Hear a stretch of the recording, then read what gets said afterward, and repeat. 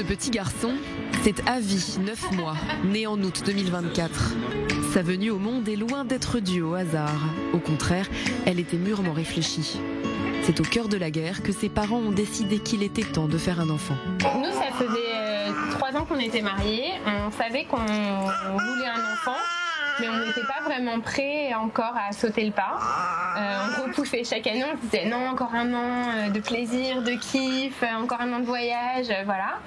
Et c'est vrai que quand il y a eu la guerre, on s'est dit il faut plus repousser. Il faut qu'on apporte un bébé en fait maintenant. Il faut apporter de la lumière, il faut apporter de la joie. Il y a une idée simple, je pense, qui est un truc cosmique il y a eu tellement de morts qu'il y avait besoin de vie.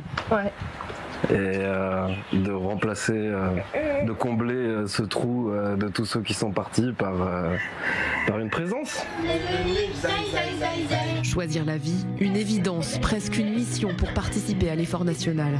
Comme la famille Kimron, de nombreux Israéliens ont décidé d'avoir un enfant en cette période pourtant si compliquée pour le pays. Selon les derniers chiffres publiés en début d'année 2025, le nombre de naissances est passé de 172 500 en 2023 à 181 000 en 2024. Et la tendance à la hausse semble déjà se confirmer sur les premiers mois de 2025. On l'a constaté quasiment pas au tout début de la guerre, les 4 premiers mois, il y a eu une sorte de descente et après quelques mois, on a vu une augmentation.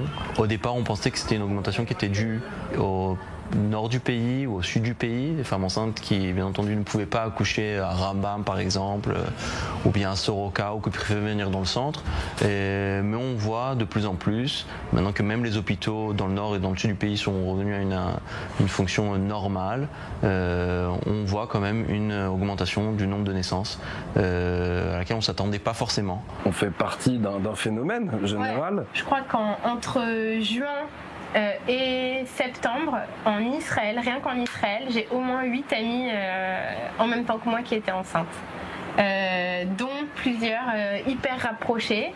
On est 4 à avoir donné naissance entre août et septembre. Vraiment, on a passé notre congé mat ensemble. On est allé aux mêmes activités d'éveil pour bébés. Et pendant que les jeunes mamans s'occupent des enfants, les papas, eux, partent défendre le pays à Gaza ou encore au Liban. Puis rentrent et décident d'agrandir la famille. On a une amie dont le mari est rentré de Milouim. Au tout début de la guerre, il a fait la période de 2 mois de Milouim et il est rentré et elle est tombée enceinte à ce moment-là. Et je crois que dans leur unité, Nico, tous, ils ont mis enceinte leur femme. Un grand besoin de vie. Et donc dans l'unité de notre amie, du mari de notre amie, il y a eu beaucoup de bébés qui sont nés de cette vague aussi. Ils les appellent les bébés du premier retour.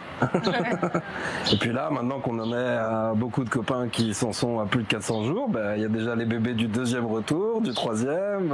Le phénomène ne cesse pas. On a assisté à des scènes, on assiste encore à des scènes de pères qui sortent au dernier moment des Milouim pour pouvoir venir à l'accouchement, même qui ratent l'accouchement. Ou plus triste, des mamans qui n'ont pas leur mari avec eux. Bien entendu, dès le début, dès qu'elles rentrent aux urgences, on le sait, on les accompagne. Avec ces périodes de réserve à répétition viennent les défis à relever pour les mamans. Quelques mois seulement après la naissance d'Avi, Nitaï a lui aussi été appelé en Judée-Samarie. Et même si Tatiana trouvait normal que son mari participe à l'effort de guerre, ces 2 mois passés seuls avec son fils ont été compliqués. Je m'étais pas préparée à l'idée que j'allais être en Israël seule pour élever mon bébé. J'imaginais pas que Nico ou Nitaï ne puissent ne pas être là à mes côtés pendant aussi longtemps. Sans aide de ma famille, avec un peu d'aide de ma belle famille, mais c'est différent d'être seule en fait pour élever un bébé que d'être en couple. Déjà que d'avoir un bébé normal, en temps normal, c'est d'avoir des angoisses.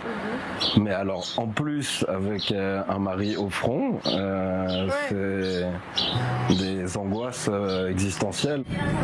Les hôpitaux ont d'ailleurs dû s'adapter. À Ichilov, par exemple, il a fallu ouvrir un 3e département, à la fois pour accueillir les déplacés du sud et du nord au début de la guerre, mais aussi en raison de l'augmentation des naissances. Nous, à Tel Aviv, on a un hôpital dans Tel Aviv, mais on donne un service à tout ce qui est autour. Donc on voit toutes les tranches de la population, de la société, etc.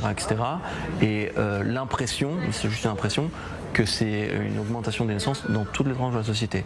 Pas juste chez les Haredim, pas juste chez ceux qui font l'armée, pas juste dans toutes les tranches de la société pour l'instant. Difficile de savoir combien de temps ce baby-boom va durer. Mais chez les Kimron, on commence à réfléchir à la suite. Je pense que je suis déjà au suivant. C'est vraiment un débat constant. Parce que...